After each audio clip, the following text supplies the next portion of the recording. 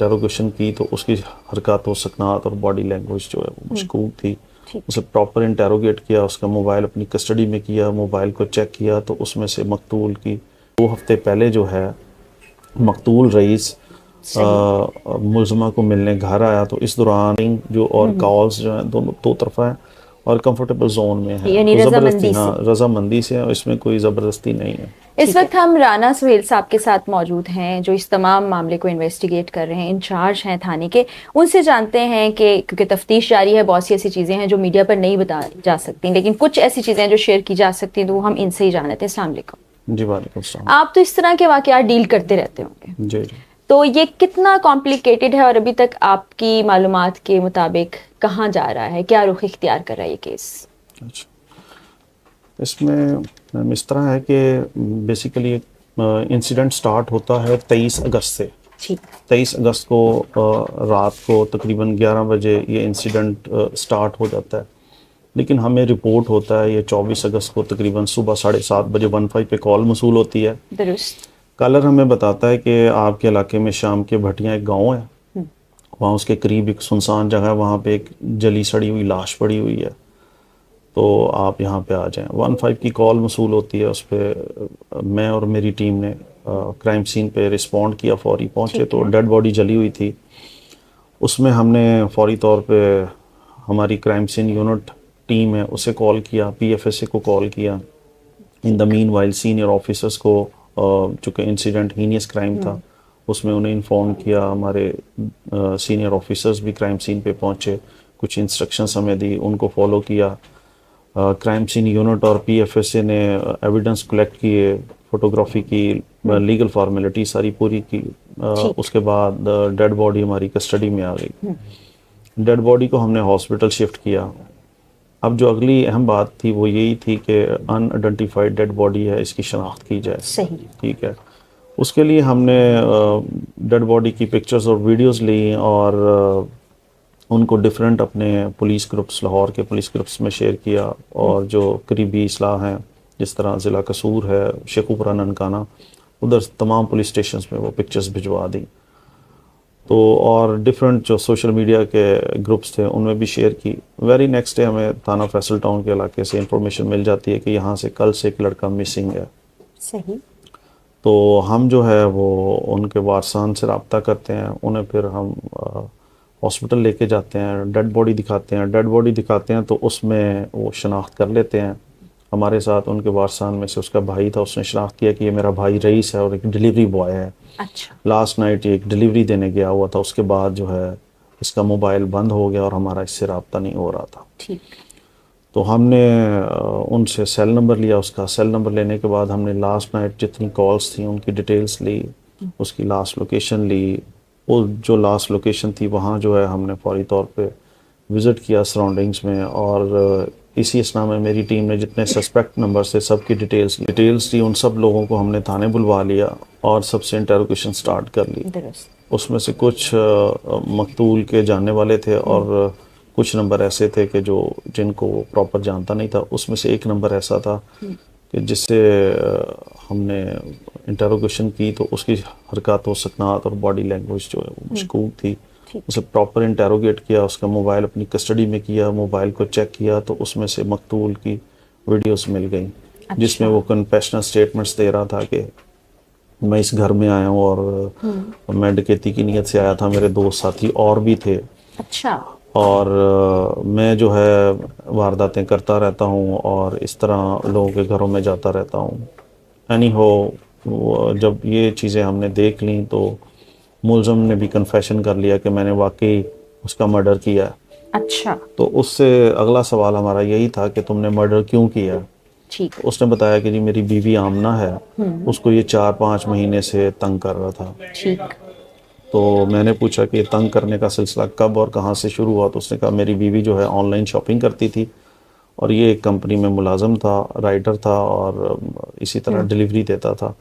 तो ये मेरी बीवी को मुख्तलिफ नंबरों से तंग करता रहता था, मैसेजेस करता था, कॉल्स करता था और सम टाइम वीडियो कॉल्स करता था। ठीक। तो इसलिए जो है मैंने इसे टेलीफोन पे पहले समझाया, 1-2 दफ़ा ये बाज नहीं आया, इसलिए मैंने इसका मर्डर कर दिया।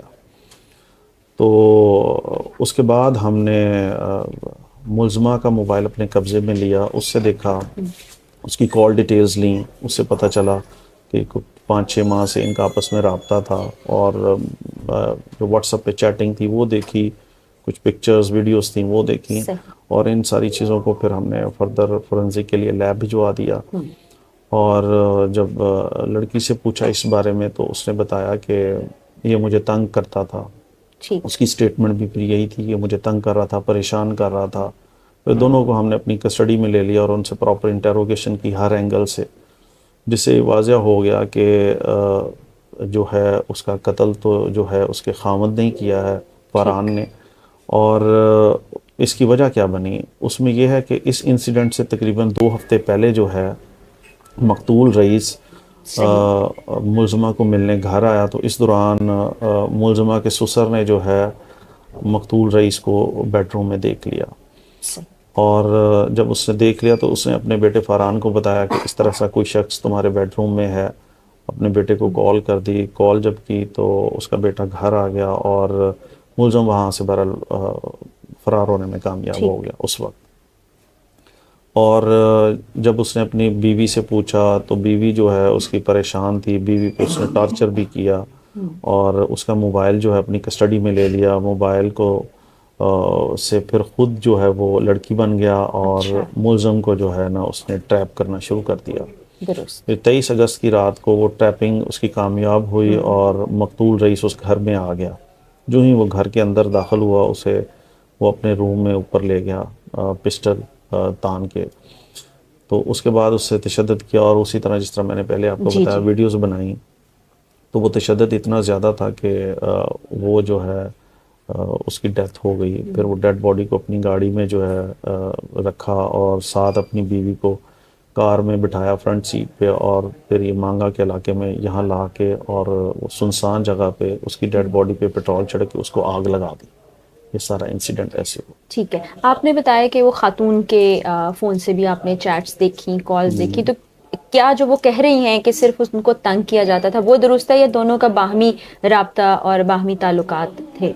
देखें वो चैट्स के मुताबिक तो अगर हम उसकी प्रीवियस देखें तो उसमें चैटिंग का थोड़ा सा वर्जन और था। जब ये लास्ट रिसेंट डेज का देखें तो उसका और था। तो पहले के हालात और थे, जब एंड के 1-2 महीने उसमें ऐसे लग रहा था कि ये चैटिंग जो और कॉल्स जो हैं दोनों दो तरफा है और कंफर्टेबल जोन में है, यानी रजामंदी से। हाँ रजामंदी से है, इसमें कोई ज़बरदस्ती नहीं है। ठीक है, तो यानी कि बाद में ट्रैप करके उसको एक तरह से गैरत के नाम पे मार दिया गया। जी, मुलज़म तो यही कह रहा है कि मेरी बीवी को तंग करता था तो मैंने इसे गैरत के नाम पे कत्ल कर दिया। इसे मैंने समझाया भी, ये नहीं समझा।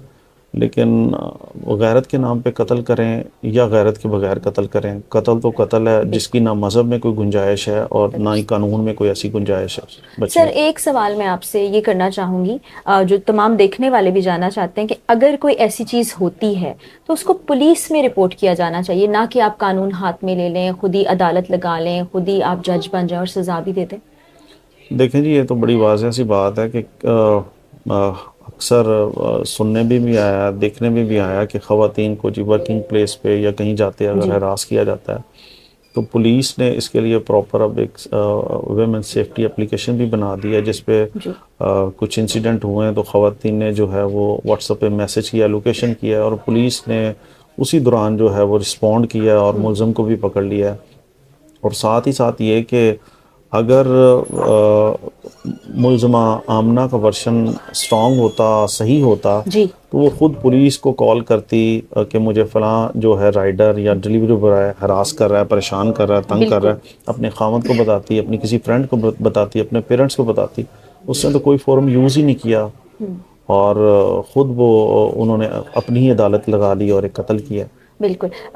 सर, ये बताइएगा अभी मज़ीद कितना वक्त आपको दरकार होगा जिसमें आप इन्वेस्टिगेशन जारी रखेंगे और फिर जो मुकम्मल फाइंडिंग्स हैं उनको अदालत में और अवाम के सामने रखा जाएगा? देखें, अभी मुलज़मान रिमांड पे हैं, तफ्तीश चल रही है, बहुत जल्द तफ्तीश मुकम्मल हो जाएगी और जो ही तफ्तीश मुकम्मल होगी तो तमाम हक़ाइक़ जो हैं वो मीडिया से शेयर किए जाएंगे। बहुत शुक्रिया सर आपका, आपने तमाम तफसीलात जानी, केस कहाँ से शुरू हुआ, क्या क्या रुख इख्तियार करता रहा, जो मुल्जिमान हैं उन्होंने किस किस तरह से बयानात बदले, पैंतरे बदले, असल हकीकत क्या है अब तक की इन्वेस्टिगेशन के मुताबिक।